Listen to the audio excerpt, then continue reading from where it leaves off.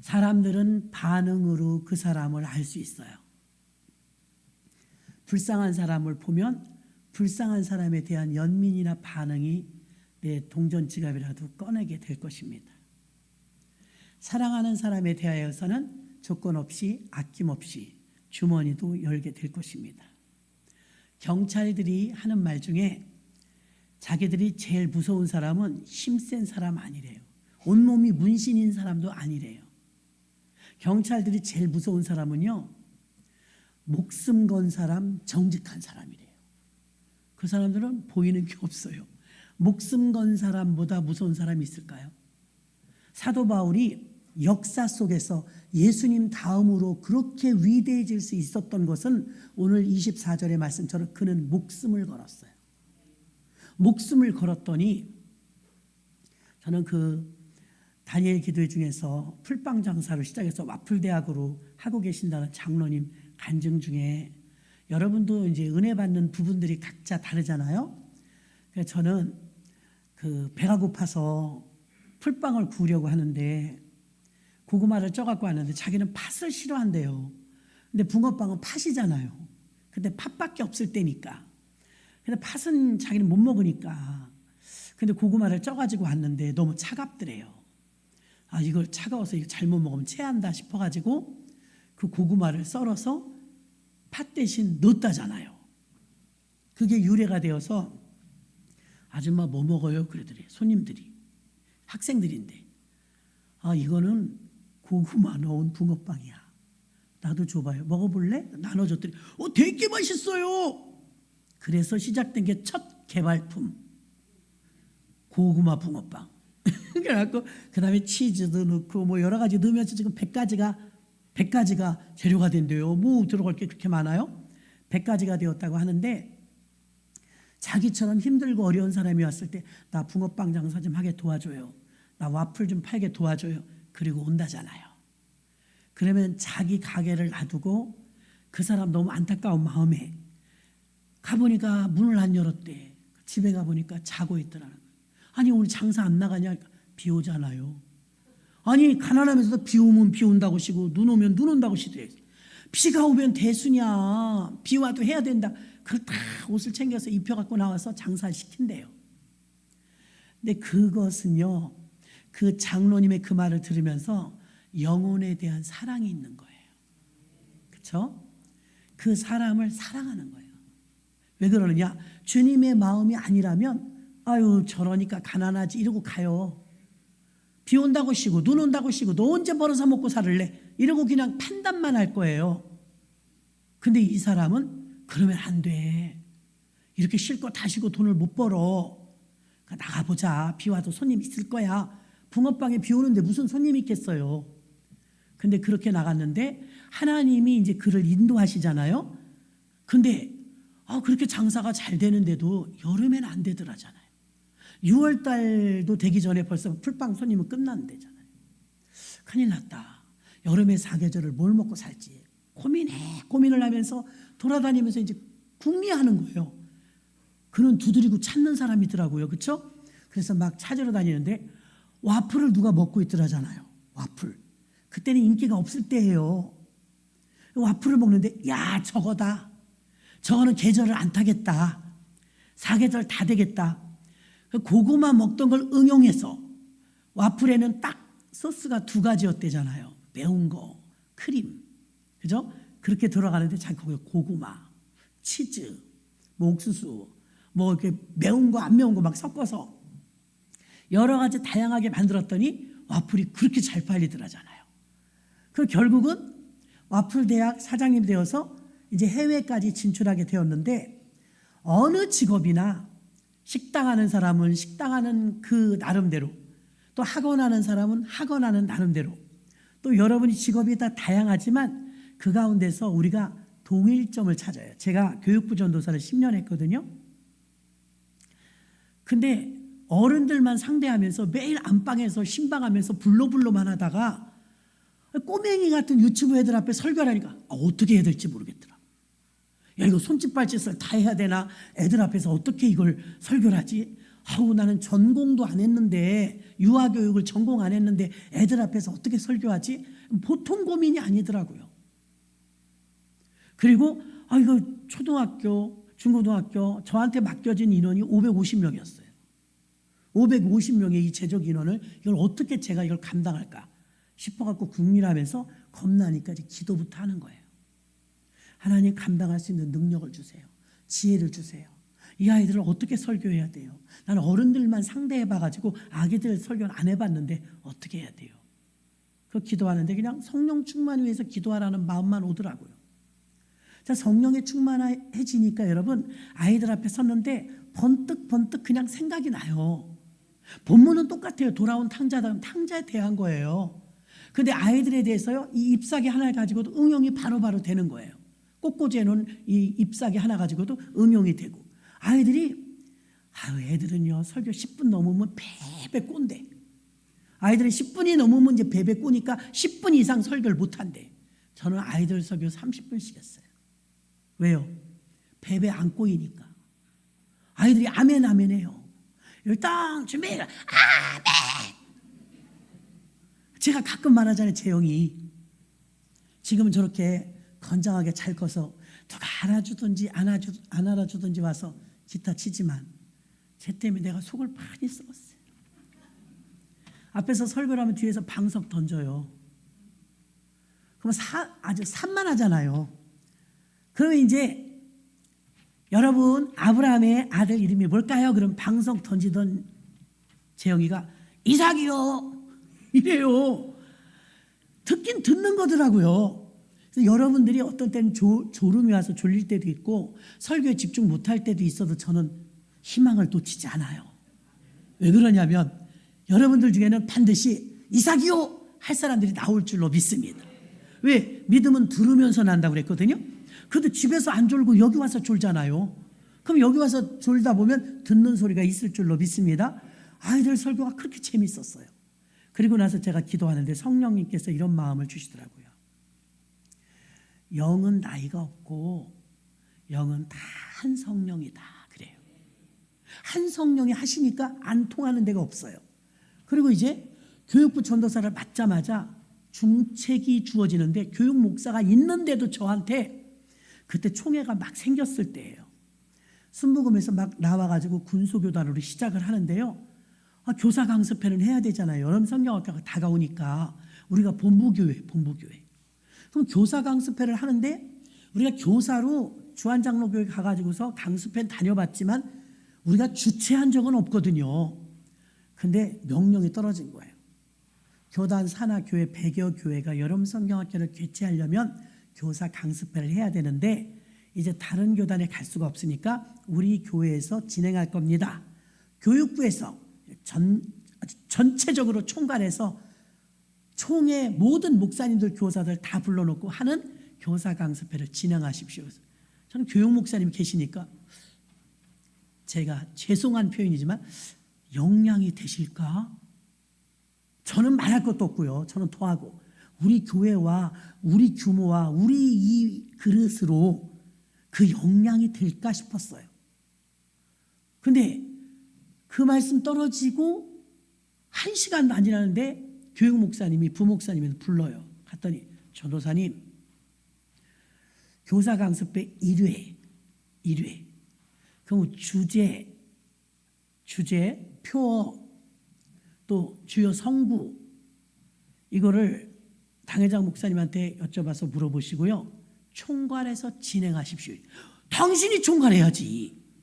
큰 행사인데 저한테 총괄하래요. 저는 총괄 못해요 목사님. 그 큰 일을 어떻게 제가 해요? 저는 더 몰라요 이러시는 거예요. 목사님은 전도사님은 현역이잖아요. 저는 부임해 온 거고 저는 더 몰라요. 몰라요. 전도사님 알아서 하세요. 엄마 이때부터 이제 밥이 안 넘어가요. 큰일 났다. 처음으로 하는 교사 강습회를 어떻게 우리가 진행하는가, 교사는 어떻게 섭외하며 강사는 어떻게 섭외하고 알 줄을 모르잖아요. 와, 기도하면서 진짜 진땀 바짝바짝 나고 잠 진짜 거의 못 자고 거의 매달려서 제가 듣도 보도 못한 첫 번째 제1회 우리 대한예수교 순절성에 주께로 창간호를 만들었습니다. 그리고 출발은 대성공. 간식까지, 다른 강습회는 간식을 그렇게 잘 안 챙겨준다는데 간식도 아주 푸짐하게 챙겨서 아주 풍성하게 전국대회를 잘 마쳤는데, 다 마치고 나니까 다리가 후들후들 다 떨리잖아요. 이거 일주일 하거든요. 보통 일이 아니에요. 다 끝나고 나서 하나님께 기도해요. 하나님 도와주셔서, 주님 성령님이 도와주셔서 정말 부족한데, 경험도 없는데 그래도 무사히 잘 마쳤어요. 감사해요. 그랬더니 성령께서 저 마음에 이런 마음을 주시네요. 성령은 한 성령이다. 저는 그래서 여러분이 안 해보시던 일을 맡았을 때 두렵죠. 나는 교육부를 몰라. 난 작년부만 알아. 그런데 제가 해보니까 전 다 경험한 걸 얘기하는 거예요. 저는 설거지통에 손 담궈서 식사 당번 수도 없이 했고요. 운행 수도 없이 했고요. 설교 수도 없이 했고요. 하여튼 교회에서 거쳐야 될 건 성가대부터 교사부터 청소까지 안 거친 게 없었어요. 꽃꽂이 할 줄도 모르는데 꽃병이 그냥 갖다 꼽는 거예요. 안 해본 게 없죠. 제가 경험으로 또 하나님께 기도하면서 깨달은 거는 교회 일, 하나님 일은 여러분 다 똑같아요. 다 분야별로 다른데 똑같아요. 무엇이 똑같으냐? 한 성령이 행하십니다. 그래서 뭐 바쁘다 바빠 막 이런 소리 많이 듣는데, 바쁜 것보다 방향이 더 중요해요. 속도보다 방향이라고 하잖아요. 그래서 저는 어떤 일이 맡겨졌을 때 하나님이 얼마나 일 욕심이 많은지 사역을 진짜 한 8가지는 맡기신 것 같아요. 정말 이건 눈썹이 휘말리도록 살아도 바빠요. 그런데 성령께서 하나님, 사람을 죽이시는 겁니까? 이렇게 많은 일을 어떻게 감당해요? 이렇게 교회도 크고 사람도 많은데, 아니 저는 다른 전도사는 전도사만 하면 되는데 나는 전도사가 왜 주방에도 가야 돼요? 주방 갔다 운행도 나가야 돼. 하는 일이 너무 많은 거예요. 제가 하고 싶어서 그러니까 다 나한테 와. 모든 일이 다 나한테 와. 그런데 한 번도 못해요. 안 해요. 그래 본 적은 없어요. 닥치는 대로 했어요. 그냥. 잠 못 자가면서 했어요. 그런데 성령님께서 깨닫게 해주신 건 똑같아요. 어디서 어떤 일을 맡기시든 전부 우리가 겸비해야 될 일은 성령 충만 하나였어요. 학위가 아니었어요. 제가 가장 큰 연단을 받을 때 박사학위 받고 나서였어요. 제가 울부짖으며 기도하면서 하나님께, 하나님, 내가 지금 이렇게 힘든데, 목회가 이렇게 힘든데 박사학위가 하나도 도움이 안 돼요. 박사학위 다 받았고 공부도 다 했어요. 근데 정말 정작 어려울 땐요, 박사학위 하나 도움 안 돼요. 내 경험도 하나도 도움이 안 돼요. 그냥 얼마나 갈급하냐면요, 울고불고 기도하면 시원하죠. 일시적으로 시원해요. 그래서 하나님이 내 짐을 다 맡으셨다고 뒤돌아서서 집에 가서 조금만 이제 뭐 밥 한 끼 먹고 나면 또 배고파. 영적인 가람. 야, 그 영적인 가람은요, 기도 고파. 기도가 고파요. 지금은 배고픈 걸 더 잘 느끼는데 그땐 기도 고픈 걸 너무 잘 느꼈어요. 기도 고프다. 운전하다가도요, 안양 갈매산에 가면 갈매산에 기도하러 가는 거잖아요. 갈매산 가는 중이니까 가면 기도하면 돼요. 가는 고속도로 우측에 차 세워놓고 또 울부짖고 기도하는 거예요. 고세를 못 참아요. 쉬 떨어져. 제 영적으로 충만하게 해놔도 금방 또 가래. 자꾸 목말라. 그래서 어느 날은 하나님께 이렇게 기도한 적, 하나님, 비를 흠뻑 주셔야지요. 충만하게 비를 흠뻑 주셔야 제가 견디죠. 자꾸 말라서 헉헉거리다 보면 제가 지치고 힘들어요. 그랬더니 대꾸도 안 하셔요. 그럼 내가 목마른 것처럼 가람을 느끼니까 운전하다 말고 지금 가는 목적지가 10분만 더 가면 갈매산인데 옆에다 차 세워놓고 거기서 엉엉 울며 또 기도를 하는 거예요. 눈이 퉁퉁 부어서 갈매산 가서 또 밤새도록 목요철에 가서 또 기도하는 거예요. 여러분, 그럴 때가 있어요. 하나님이 막 밀어붙여서 기도시킬 때가 있어요. 그때가 복받을 때예요. 복받을 때. 하나님, 나는 일이 너무 과중하잖아요. 이걸 어떻게 내가 목사님한테 못한다고는 못하고 자연스럽게 좀 하나님 정리를 좀 해주셔야죠. 그랬더니 하나님께서 네가 사명을 감당하는 게 아니다. 사명이 너를 살리는 거다. 와, 그때 너무 강하게 다가와서 그 사명 아니면 나는 거기서 쓰러진대요. 그 일에 지쳐서. 근데 그 사명 때문에 기어서라도 또 일하고 하다 보니까 그 순환과 고난을 뚫고 나왔더라고요. 터널을 뚫고 나왔어. 나만 제일 힘든 것 같고 나만 고난인 것 같을 때가 있어요. 그때는 자꾸 우리 얼굴이 하나님만 봐요. 바디메오가 바디메오가 주님 앞에 주목했던 것처럼 자꾸 주님을 주목하게 돼요. 그럼 그때 메마른 심령을 가지고 갈급한 심령을 가지고 주님 앞에 오면 단 한 번도 외면하지 않으시는 하나님, 크신 하나님, 은혜의 하나님, 사랑의 하나님, 그 하나님을 만나고 나면 또 돌아갈 때 또 행복해갖고 룰루랄라 하면서 가는 거예요. 올라갈 때는 막 무거운 발걸음으로 올라가네. 내려갈 때는 막 갈멜산에 올라갔던 엘리야가 올라갈 땐 천근만근이었을 거예요. 야, 어떻게 될 것인가? 아하방도 오는데 오늘 여기서 내 인생이 끝날 것인가? 목숨을 걸고 갈멜산에 올라가잖아요. 근데 이제 불이 내려서 승리했죠. 850대 1로. 엘리야가 얼마나 능력 있어요? 불도 내리고 비도 내리잖아요. 그러면서 3년 반 동안 비가 안 왔는데 아하방에게 이렇게 말해요. 왕이시여, 마차를 채비하시고 빨리 내려가십시오. 왜? 곧 비가 올 겁니다. 비가 오면 마차가 빠져요. 그럼 가시기가 불편하니까 얼른 하산하시죠. 사람들이 웃었어요. 야, 이 마른 하늘에 3년 반 동안 비가 안 왔는데 제발 마차가 빠질 정도로 좀 비가 왔으면 좋겠다 그랬거든요.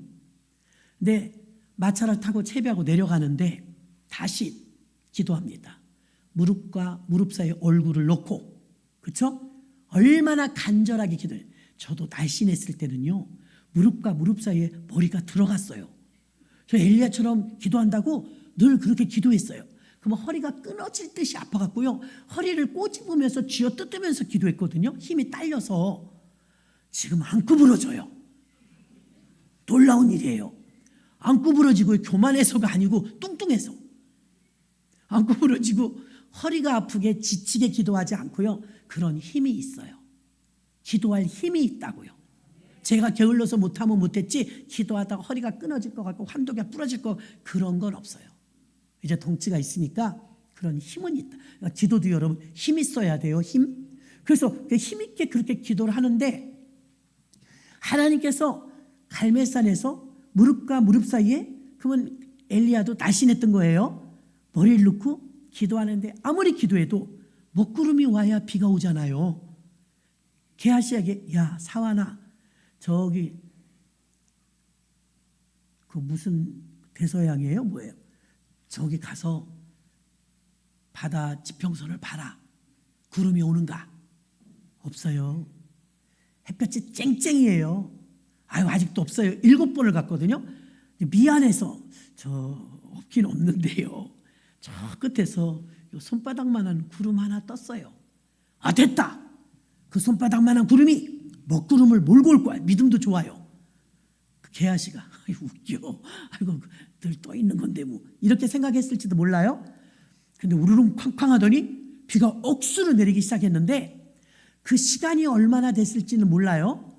그럼 마차를 타고 궁궐까지 가는데 그렇게 막 오랜 시간이 걸렸을까요? 길어야 한두 시간, 두세 시간? 이렇게 되지 않았을까요? 근데 얼마나 하나님의 능력이 그에게 믿음으로 와닿는지 비가 내리는 걸 보고 뛰기 시작했어요.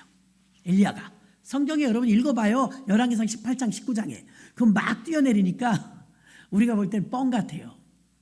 엘리야가 뛰는데 아방의 마차를 앞질렀더라 이렇게 써 있어요. 읽은 기억나죠?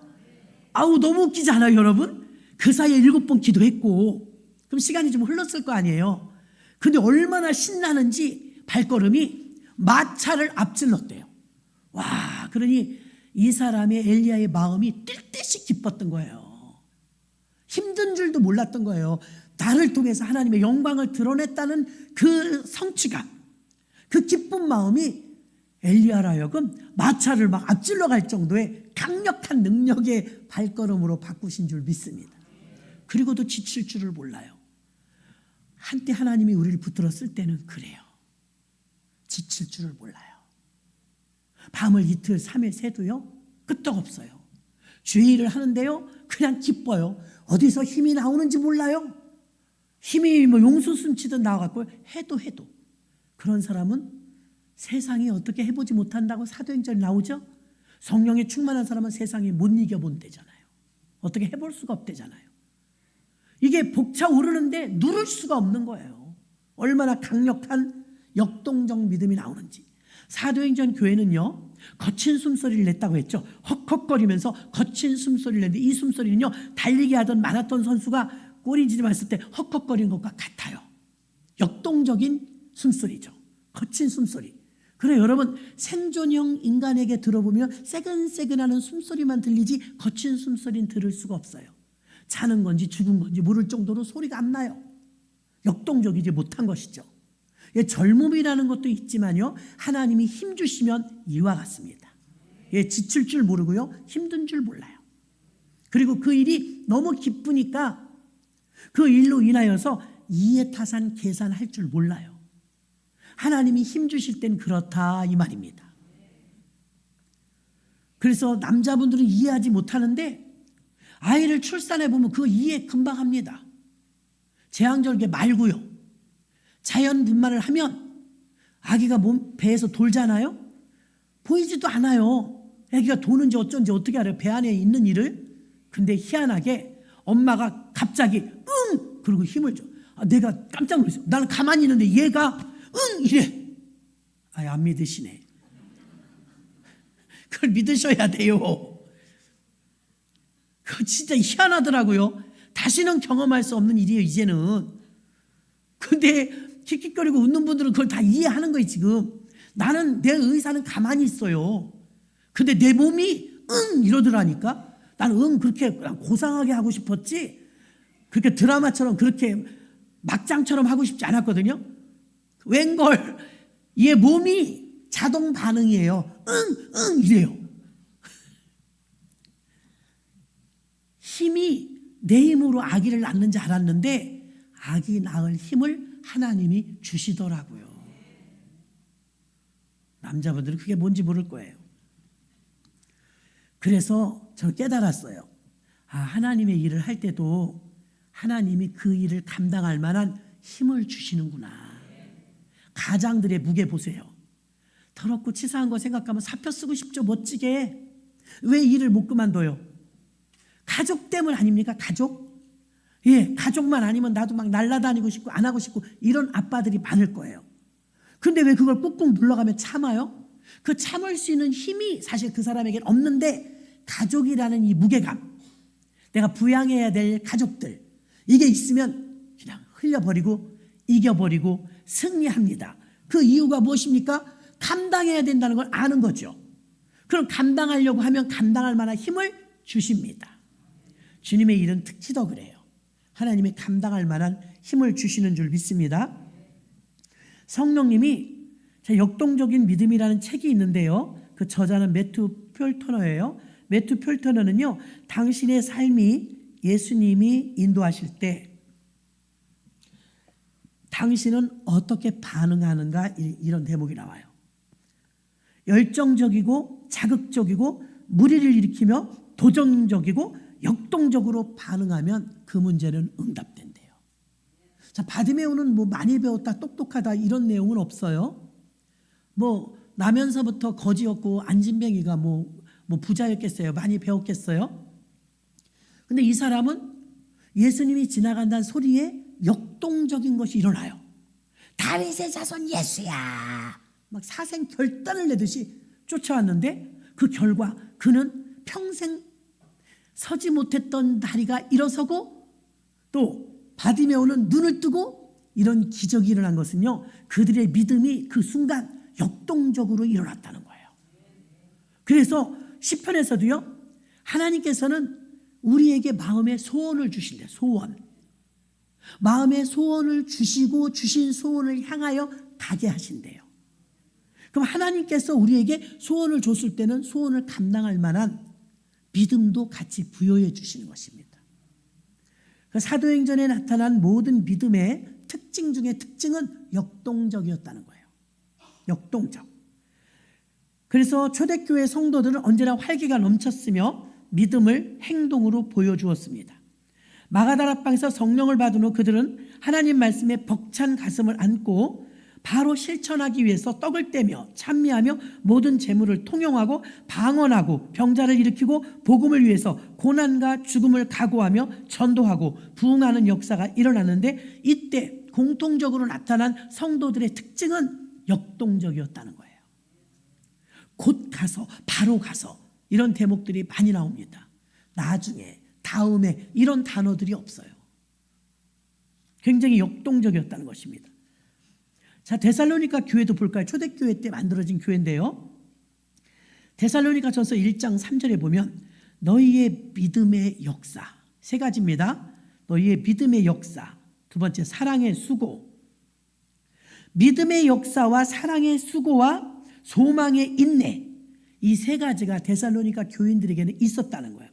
여러분 성경에 동그라미를 쳐놓으세요. 믿음의 역사. 믿음은 반드시 역사가 나타납니다. 여러분, 저 사람 믿음 좋아, 저 집사님인데요 믿음이 좋아요. 여러분이 그 사람 믿음 좋다고 해서 믿음 좋은 게 아니라, 믿음 좋은 사람은 열매가 나타나요. 열매. 그 믿음엔 역사가 나타나고요, 사랑에는 수고가 따라요. 아이들 손주 태우니까 이쁘더라고요. 이쁜데 힘들어. 그러니까 아이들 이쁘고 사랑스럽지만 힘든 수고가 따라요. 수고. 그 다음에 소망의 인내. 여러분, 한꺼번에 쫙, 제가 언젠가 금강산인가 설악산인가를 갔는데요, 저는 이렇게 등산을 잘 못해요. 올라가도 끝이 안 보이는 거예요. 그러면 이제 내려오는 사람한테 물어보잖아요. 아저씨, 아직 멀었어요? 아줌마, 아직 멀었어요? 그럼 그 사람들 다 똑같이 조금만 더 가면 돼요. 조금만 더 속지 마세요. 조금만 더 가면 돼요. 조금만 더 가면 돼요. 아, 진짜 조금만 더 가면 되는 줄 알고 계속 올라가는데 조금도 안 올라가. 아이고, 세상에 힘들어서 이제 못 가겠네 그랬더니 내려오던 아저씨가, 세상에 너무 힘드세요? 그래. 예, 그랬더니 조금만 더 올라가면 내상이 나와요. 세상보다 높은 내상이 나온대. 너무 좋다 이 소리죠. 제가 그래도 대청봉은 등반했어요. 9시간에 올라간 사람도 저밖에 없을 거예요. 졸업여행을 갔는데 다 7시간, 6시간이면 올라간다는데 난 9시간이 걸렸어요. 아니, 그렇게 죽을 힘을 다해서 올라갔으면 끝나야 되는데 언제 내려가? 이게 보통 일이 아니더라고요. 이거 어떻게 내려가? 저보다 한술 더 뜨는, 그땐 제가 조금 날씬했는데 저보다 조금 더 뚱뚱한 분이요, 울면서 자기 웃도리를 깔고요, 엉금엉금 발로 울면서 내려왔어요. 울면서. 안 올 수는 없잖아요. 그렇다고 헬기 부를 수도 없고 전화도 안 되더라고요. 그 위에 올라가니까. 왜 올라가요들? 어우, 그거 왜 올라가는지 모르겠더라고요. 너무 힘들더라고요. 그런데 우리에게 조금만 더 가면 돼요, 조금만 더 가, 이거는 소망을 조금 인내할 수 있게끔 어떤 촉진제 역할은 좀 하더라고요. 아직 멀었어요. 그럼 힘들 텐데 조금만 더 가면 돼요. 조금만 더 가면 돼요. 올라갔더니 장관이더라고요. 장관이야. 야, 상쾌하다. 이 맛에들 올라오는구나. 야, 정말 멋있다. 산천조목에다 발 아래 있구나. 그 좋은 걸 다 보게 되죠. 자, 이렇게 데살로니가 교회는요, 믿음의 역사와 사랑의 수고와 소망의 인내가 있었대요. 아니, 우물에서 숭늉을 찾듯이 내가 작정기도를 했는데 작정기도 응답이 안 됐어요. 얼마나 하셨어요? 3일이요. 당신이 예수 믿어가지고 주님의 마음 애태운 거 생각하면 그게 뭐가 길어요. 더 기도하셔야죠. 또 우리 교회가 주님의 믿음의 선진들로부터 데살로니 이웃과 교회와 같은 아름다운 교회로 기억되길 원한다면 우리도 지금의 교회도 똑같아요. 사랑의 수고와 믿음의 역사와 소망의 인내를 말씀을 곱씹으면서 여러분 것으로 만들어야 될 줄로 믿습니다. 그냥 되는 건 없어요, 여러분. 눈물을 흘리며 씨를 뿌려야 기쁨으로 단을 거두는 줄 믿습니다. 그럼 역동적 믿음의 특징은 세 가지를 말씀하도록 하겠습니다. 역동적 믿음의 특징은요, 변함없이 섬기는 거예요. 찬송, 변찮는 주님의 사랑과 집 팔아서 헌금을 드리는 것도 큰 믿음이라고 말하지만 변치 않는 믿음이 제일 큰 믿음이에요. 변치 않는 믿음. 야, 저분의 신앙은 정말 한결같다. 제일 힘든 사람이 변덕 많은 사람이에요. 응? 변덕이 많은 사람은 정함이 없어서 어떻게 해볼 수가 없어요. 근데 심지가 견고한 분은요, 힘들어도 어려워도 역경이 와도 어떤 일이 있어도 변하지 않는 줄 믿습니다. 사도행전 20장 18절에 보면 저희에게 말하되 아시아에 들어온 첫날부터 지금까지 내가 항상 너희 가운데서 어떻게 행한 것을 너희도 아는 바니, 아시아에 와가지고 사도 바울이 지금까지 에베소 교회 같은 경우는 3년 동안 밤낮 눈물로 기도하는 걸 너희도 아는 바니, 그러니까 변함이 없었다는 거예요. 변함. 우리가 주목할 말씀은 이 사도행전 20장 18절에서 첫날부터 지금까지, 용두삼이 아닙니다. 첫날부터 지금까지 한번 옳다 여겼고 은혜가 임했으면 그걸 그대로 가지고 가는 것입니다. 구약에서도 변함없이 충성된 인물 중에 다윗이 있죠. 다윗은 다른 형제들이 관심을 갖지 않는 목동 일을 충실히 했어요. 성실했습니다. 여러분이 정말 성공하길 원하신다면 맡겨진 일에 성실하시기를 바랍니다. 이스라엘 블레셋 침입을 막고요, 위기에 처했을 때 다윗은 변함없이 섬기는 역동적인 믿음을 실천합니다. 사무엘상 17장 33절로 36절에 골리앗과의 전투를 나갈 때 이렇게 말합니다. 사울이 다윗에게 이르되 내가 가서 저 블레셋 사람과 싸우게 능치 못하리니 너는 소년이요 그는 어려서부터 용사임이라.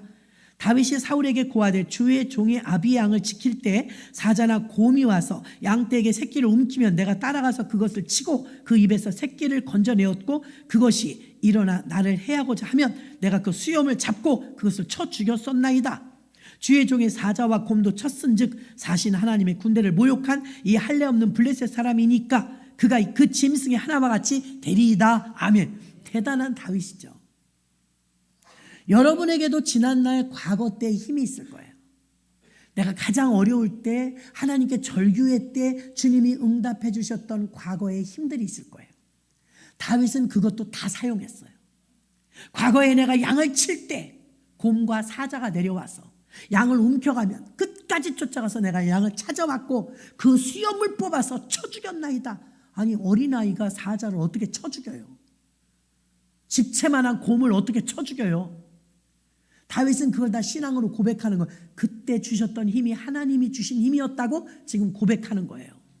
그때 짐승의 발톱에서도 나를 건져주셨던 그 하나님이, 짐승만도 못한 저 골리앗의 총과 칼과 창에서 나를 건져내실 줄 나는 믿나이다. 역동적인 믿음이에요. 근데 우리들의 믿음은 어때요? 제가 신학을 하게 된 계기는 물론 하나님의 부르심이지만요, 저는 권사님들이 이무기로 변하는 과정을 너무 많이 봤어요. 과거에는 목숨을 걸고 예수를 믿고 새벽 기도를 막 동상이 걸리도록 다녔던 분들도 연세가 들면서 나이가 들면서 믿음이 많이 낙후되는 걸 많이 봤어요. 그렇게 뜨거웠던 권사님이 인본주의적인 말을 하고 시기 질투의 대상이 되고 이제 막 피어나는 어린 집사들 오히려 윽박지르고 이런 모습을 보는데 제가 나이 들어가는 게 무섭더라고요. 하나님, 나는 저렇게 늙고 싶지 않아요. 나는 주님을 향한 이 뜨거운 사랑이 식을까 봐 겁나요. 하나님, 나는 일반적으로 쫙 흘러 들어가다가 이무기의 자리에 들어가서 부흥강사님 올 때마다 혼나는 이 알도 못 나는 뭐 그런 소리 듣고 싶지 않아요. 하나님, 저는 어떻게 할까요? 저는 그게 두려워요. 제 믿음이 쇠퇴해질까 봐, 믿음이 변질될까 봐, 믿음이 늙어버릴까 봐. 그 첫 마음이 끝까지 가고 싶은데 지금은 뜨거운데 앞으로 나이 들면서 권사님 되고 그러면 내가 식어질까 그게 참으로 두렵습니다. 그런 기도를 하다 보니까 그럼 어떻게 하면 그렇게 안 될까 하고 제 눈에 우리 목사님이 비춰졌어요. 야, 우리 목사님은 저렇게 곱게 늙으셨는데 늙어도 성경 봐야 되고 늙어도 기도하셔야 되고 늙어도 주님의 일을 해야 되잖아. 주의 종이니까. 아, 주의 종을 하면 저렇게 남들보다는 좀 덜 변질되겠구나.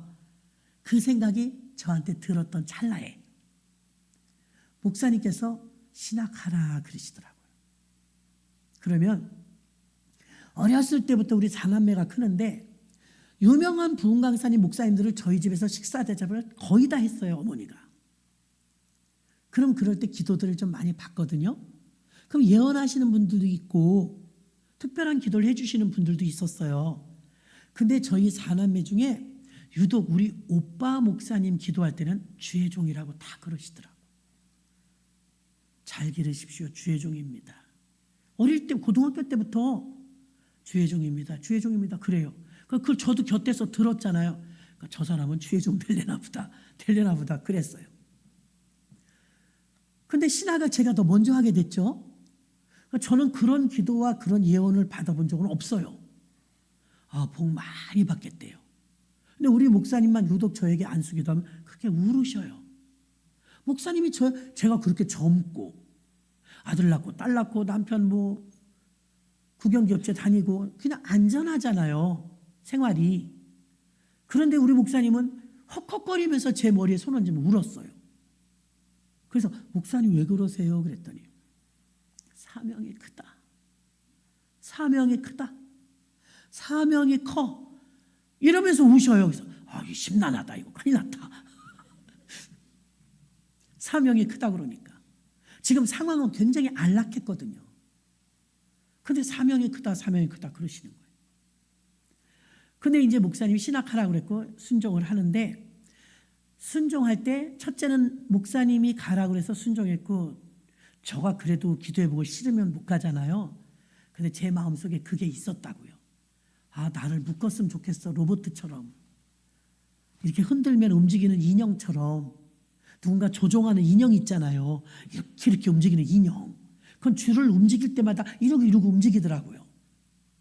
그 인형 자기의 힘으로는 못 움직이더라고요. 그 위에서 실로 탁탁탁 건들면 이 인형이 막 이렇게 춤추잖아요. 하나님, 나는 그걸 보이지 않는 끈으로 묶어주셨으면 좋겠어요. 난 세상이 두려워요. 내가 세상에 빠질까 봐 두렵고 세상의 유혹에 미끄러질까 봐 두렵고 죄악 가운데 내가 들어갈까 봐 겁나고 나 그렇게 사느니 차라리 죽었으면 좋겠어요. 심하면 그렇게까지 말을 했어요. 그래서 하나님, 나는 하나님께 매인바 되었으면, 오늘 바울은요 심령의 매인바 되었다고 하잖아요. 난 그게 무슨 뜻인지 알아요. 하나님, 나를 매주세요. 난 그렇게 이무기가 돼서 늙어가지고서 교회에 세우는 자가 아니라 교회 해체하고 무너뜨리는 역할을 하려면 더 심하면 그랬어요. 하나님, 조영기 목사님처럼 훌륭한 목사님이 되게 해달라고 기도하진 않겠어요. 그러나 혹여라도 솔로몬 왕처럼 뒤늦게 타락한 왕들이 많잖아요. 성경에 그런 지도자들도 많잖아요. 하나님, 제가 엉뚱한 짓 하면 그냥 데려가 주세요. 죄 짓다가 다시 회개하고 오는 거 말고 혹시 타락하거들랑 그냥 타락하기 직전에 데려가 주세요. 저 그런 기도를 꽤 많이 했어요. 젊을 때. 그래서 여러분, 역동적인 믿음의 힘은요 목숨 걸 때 나타나는 거예요. 뭔가 최고점을 찍을 때 두려울 게 없는 거예요. 경찰이 제일 무서운 사람이 정직한 사람하고 목숨 거는 사람이라잖아요. 덩치 큰 사람하고 문신 많은 사람하고 태권도 많이 하는 사람이 무서운 게 아니에요. 바울이 무서운 것은요 목숨을 걸었기 때문이에요. 달려갈 길을 달려가는 데서 내 목숨을 조금도 귀한 것으로 여기지 아니하노라. 목숨 건 사람이 뭐가 무섭겠어요. 인간적으로 보면 불쌍해요. 사도 바울이 얼마나 괜찮은 사람이에요. 많은 사람이 이런 스펙을 가지려고 얼마나 노력해요. 이미 다 갖췄다고요. 고생이라고 모르고 살던 사람이라고요. 예수 믿었는데 그날부터 환난이요, 그날부터 핍박이요, 그날부터 곤욕이에요. 그런데 이 사람은 그걸 마땅히 여겨요. 그러면서도 정말 가치 있는 것에 자기 인생을 걸면서 목숨을 걸었다 이 말입니다. 그래서 멋진 거예요, 사도 바울이. 성령에게 매이느냐, 인간에게 매이느냐, 돈에 매이느냐, 건강에 매이느냐, 어딘간 매여요. 일에 매인 사람, 돈에 매인 사람, 건강에 매인 사람, 인간에게 매인 사람 주변에 많잖아요. 어차피 어딘가에 매이려면 성령께 매이시길 바랍니다. 성령님께 매임은 멋지게 쓰임받았습니다. 22절에 말했던 것처럼 나는 심령의 매임을 받아 예루살렘으로 가는데 저기서 무슨 일을 만날는지 알지 못한대요. 무슨 일을 만날는지 암울한 거죠. 그리고 23절에는 오직 성령의 각성에서 내게 증거하여 결박과 환난이 나를 기다린다 하시나. 무슨 일이냐면 환난이 기다리고 있어요. 알고도 간다니까요. 알고 간 거예요. 예루살렘으로. 자신의 미래를 성령님이 알려주시고 인도하신다는 확신이 있었기 때문에 역동적 믿음으로 사역하는 이 사도 바울과 같은 사람은 성령님과 친밀한 교제를 하면서 다닙니다. 성령 받지 않고 내 경험, 내 자원, 내 힘을 의지해서 사역하는 사람은 내 판단대로 이끌리다가 다툼과 분쟁을 계속 일삼죠. 사울과 다윗을 비교해 보도록 하겠습니다. 다윗은요, 언제나 성령님과 친밀한 교제를 이루며 역동적 믿음을 지켰습니다. 사무엘상 16장 13절에 사무엘이 기름불을 취하여 그 형제 중에게 그에게 부었더니 이날 이후로 다윗이 여호와의 신에게 크게 감동되니라. 사무엘이 떠나서 라마로 가니라. 자, 사무엘이 기름을 부었더니 성령의 충만함이 다윗에게 임했대요. 반대로 악신이 임한 사람이 있어요. 사울왕입니다. 인간적인 수단과 방법으로 살아가다가 악한 영에게 이끌림을 받는데요. 사무엘상 19장 9절. 사울이 손에 단창을 가지고 그 집에 앉았을 때 여호와의 부리신 악신이 사울에게 접하였으므로 다윗이 손으로 수금을 탈 때 악신에게 시움 받았다는 것입니다. 성령님과 친밀한 교제를 이루었던 다윗은 하나님 일의 선한 도구로 쓰임 받았고 악신 악령에게 쓰임 받았던 사울왕은 비참한 최후를 맞이하고 말았습니다. 그리고 결국은 이 본질이 나를 하나님이 불러주시고 구원시켜 주신 이 은혜에 대한 보답은 모두 베드로도 바울도 오늘날 모든 목사님들도 복음으로 종착역을 가게 됩니다.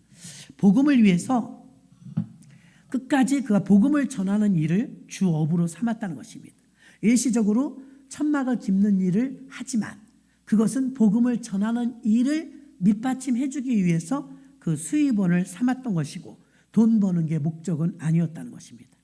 사도행전 20장 23절로 24절 오직 성령이 각성해서 내게 증거하여 결박과 환난이 나를 기다린다 하시나 나의 달려갈 길과 주 예수께 받은 사명 곧 하나님의 은혜의 복음 증거하는 일을 마치려 하면은 나의 생명을 조금도 귀한 것으로 여기지 아니하노라. 목숨이 귀하지 않은 사람이 누가 있어요? 자기 생명을. 그러나 행함이 없는 믿음은 죽은 믿음이라고 자기 목숨을 걸고 12,650km를 도보와 항해로 34년 동안 사도행전의 역사 교회 세우는 데는요 33년이 걸렸어요. 사도 바울의 사역은 34년이 걸렸어요. 우리가 예수 믿고 구원받는 데는 3년이면 됐어요. 3년. 사복음서에서 제자들은 3년의 훈련을 받아요. 그 3년의 훈련으로 복음서를 마스터할 때쯤 되면 이제 구원의 확신은 생겨요. 그런데 사도행전에서 교회 세우는 사역을 하는데 교회 세우는 데는요 조금 아까 처치 플랜트 훈련학교에 32명 오셨어요. 32명. 많이 오지 않았죠. 그래도 감사하죠. 자, 교회를 세우자, 교회를 세우는 일에는 그렇게 큰 부담감들을 느끼지 않는 거예요. 교회 세우는 일에 나오신 플랜터들이 함께 훈련을 받는 거죠. 이렇게 사도 바울은 역동적인 믿음으로 목숨을 아까워하지 아니하며 교회를 세우는 일에 최선을 다하는데 영혼 구원받는 이 시간보다 교회 세우는 시간이 10배가 더 들어가요. 사도행전 33년의 역사, 사복음서 3년의 역사. 그러니까 3년 반 동안이면 구원을 다 받았단 말이에요. 그런데 교회를 세우는 데는 오래 걸렸죠. 자, 출애굽기에 보면 이스라엘 백성들이 출애굽을 하는 데는 10번의 재앙을 만나 어려운 우여곡절이 있었지만 비교적 그래도 빨리 다 탈출을 했어요. 광야에선 40년이 걸렸어요. 이 광야를 오늘날의 교회 생활이라고 합니다. 교회 생활에서 지지고 볶으면서 이게 우리가 만들어지는 거예요. 그 훈련인 줄로 믿습니다. 기도 훈련 받아야 돼요. 성경 말씀도 훈련 받아야 돼요. 성경 공부, 말이 우리가 다른 말이 좀 대체되는 말이 잘 없는데요. 성경을 가르쳐야 합니다. 여러분 성경을 배워야 합니다. 근데 성경 공부라고 쓰는 말보다 이게 세상 공부는 지식과 학문으로 가는 거니까 생명이 없잖아요. 그래서 기독교는 종교가 아니고 생명입니다. 생명. 그래서 하나님 말씀을 많이 읽고 하나님 말씀 쓰고 하나님 말씀을 경청하고 하나님 말씀을 연구하고 하나님 말씀을 심취해야죠. 그러나 그것이 유대인들처럼 바리새인들처럼 공부로 끝나면 그 인생은 참 불쌍한 인생인 거예요. 그것을 아무리 읽어도 아무리 써도 아무리 들어도 역시 예수네 하고 거기서 진리를 찾아내서 먹어야죠. 그러면 요지부동입니다. 변함없는 신앙으로 자리 잡히게 될 줄로 믿습니다. 여러분의 믿음은 어떤 믿음이십니까? 고요한 믿음입니까? 역동적인 믿음입니까? 행함이 있는 믿음입니까? 행함이 없는 믿음입니까? 고난과 역경이 있어도 이기는 변치 않는 믿음입니까? 환난과 어려움을 만나면 숨는 믿음입니까? 사도행전에 나타난 교회는 숨는 믿음이 아니었습니다. 역동적인 믿음이었으며 환난과 핍박과 순교가 와도 그들의 복음의 행렬을 멈추지 않았던 것처럼 우리가 역동적 믿음의 특징은 변함없이 주님을 섬기고 성령님과 친밀한 교제를 가지며 어디 가나 복음을 전하는 일을 우선순위에 두는 삶을 사는 것이 바로 사도행전에서 가리키고 있는 초대교회의 모습인 줄로 믿습니다. 이 시간에 말씀을 생각하시면서 우리가 주여 일창하시고 하나님 나에게도 이런 살아있는 믿음을 주세요 하고 주여 일창하고 통성으로 기도합니다.